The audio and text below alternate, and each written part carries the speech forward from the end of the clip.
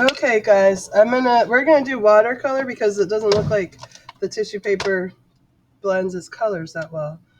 So I have watercolor, and we're focusing on the blue colors because blue is our theme. And you want to use a lot of water on this because we're going to put salt on it. The salt is the really cool part.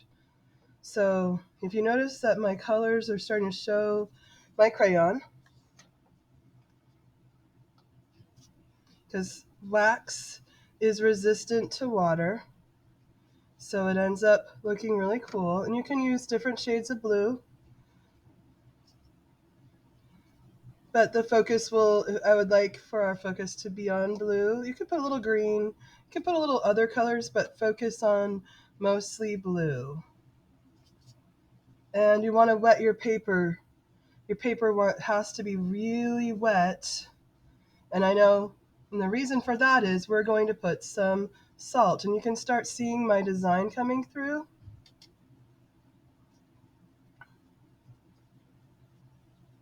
And once it's dry, we can marker our poem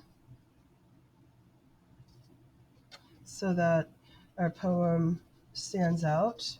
We'll do that later, though. Notice I drew these lips up here. So my paper is completely wet, and it's got different shades of blue. Now, I come over here to my salt, and I drop it on.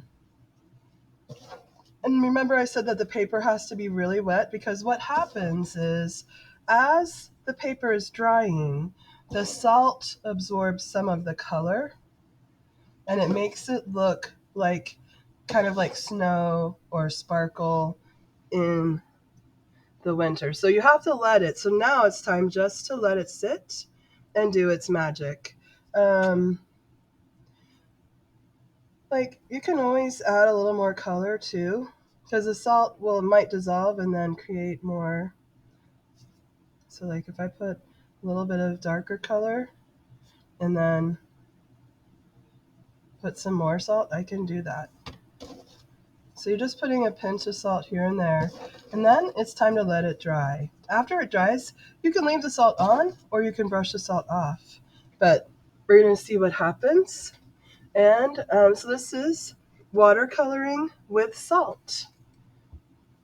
That is what we're working on, and you're going to get a chance to try.